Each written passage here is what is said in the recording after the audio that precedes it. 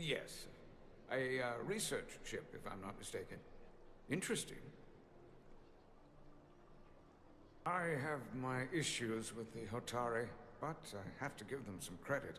They know how to seize an opportunity. Inciting an uprising the same day as a massive, once-in-a-lifetime ion storm. Our assumption was that this storm was just an anomaly. Yes, a very convenient anomaly. At least that was what we were told. Of course, I wasn't there. But who am I to say otherwise? You sound skeptical. Well, the official story is that it was the storm that enabled the revolt. How else do a bunch of unarmed, unorganized miners seize control of an entire moon, much less thousands of mines? But I've talked to people who were there. They tell a different story. They say they're lucky to have escaped with their lives. That it was more than just the storm. That somehow the miners were able to harness the energy from the storm. I know it sounds crazy. I'm not even sure I believe it myself. But that's what they said. You said the Hotari were primitive. Well, they are.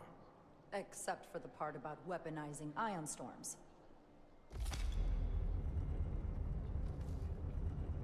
If you'll excuse me, Commander Ryder.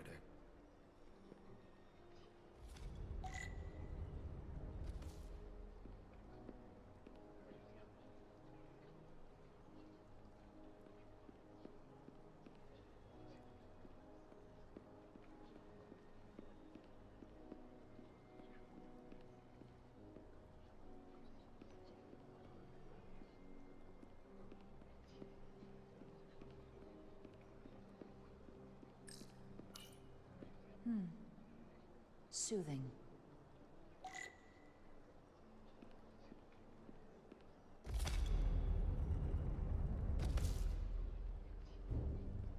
Well, that was a disaster. What happened? The Hotari refused to concede anything, so the Illidians stormed out. The Hotari did not invite us here as peacekeepers. I hope your efforts were more fruitful than ours.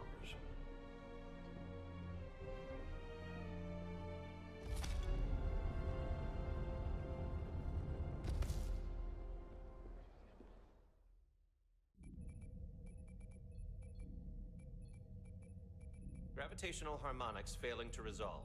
Warp bubble stability degrading. Increase output to maximum. Increasing warp output to maximum. It's happening again.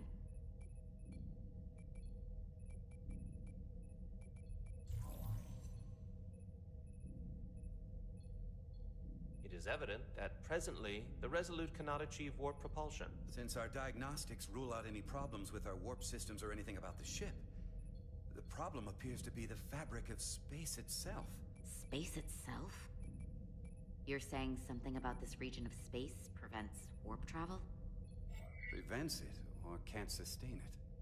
However improbable, that appears to be the case. But if we can't go to warp, we're sitting ducks here. It puts the mission and everyone on the ship at risk. Not to mention, we could all be stuck here together. The Illidians, the Hotari. Talk about a powder keg. Captain Solano is on his way back from the negotiations, and I want to have some answers for him when he gets here. Indeed. Given the facts at hand, we may be able to deploy subspace probes around the ship to construct a clear picture of the phenomenon. Around the ship. I'll prep a shuttle.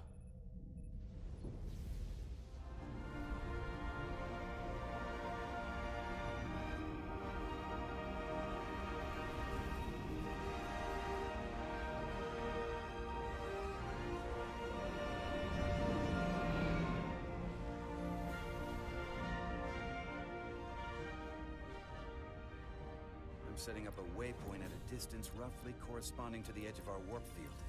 When we get there, I'll deploy the first probe. This is far enough.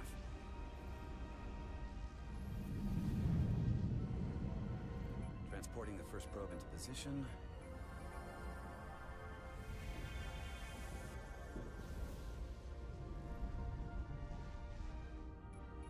Westbrook here.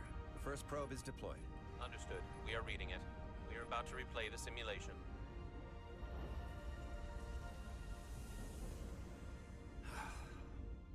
Problem? I just can't get a handle on her. Commander Rydek.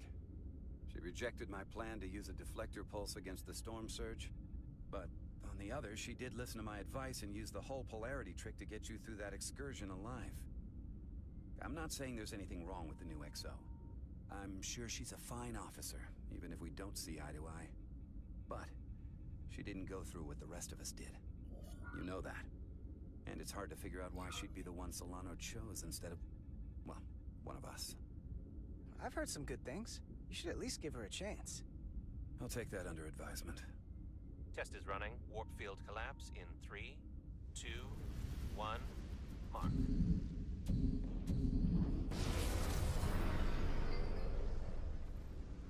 Whoa. All right, that is definitely a problem with the fabric of space. We need to get another probe out there.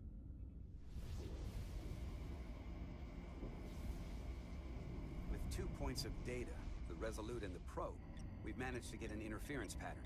I'm setting a waypoint to a particularly strong area of interference. We'll deploy the second probe there. Here, this is close enough. Stop the engines. Deploying the probe. Westbrook to Commander Chovak. We're ready for another sampling of data. Very good. Running the simulation again. Warp field collapse in 3, 2, 1, mark.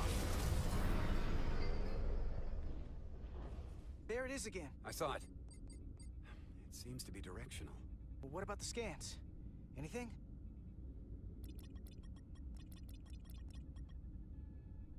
Here's the readings in relation to our local space. We've got the Resolute, Otari Prime, and the probes. All this interference is overloading the sensor buffers. We're gonna have to triangulate the sensors manually.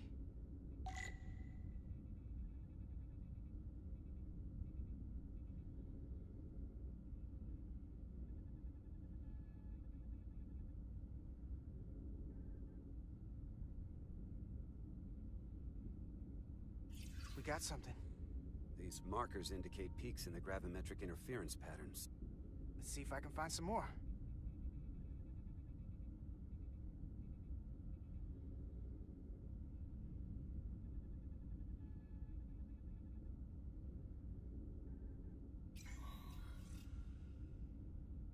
Hold up. This is coming from the moon. A beam that blocks warp travel. Aimed right at us. Someone is doing this intentionally. I don't know how they're doing it. This is like nothing I've ever seen. We're under attack and we didn't even know it. We need to stop them. Unplug whatever it is they're hitting us with. Now, look here. It's current readings of the ion storm. These concentrations. They line up with the interference pattern. The storm. And this beam. They're coming from the same place. Carter, whatever petty local conflict brought us here, it's just a small part of something much bigger.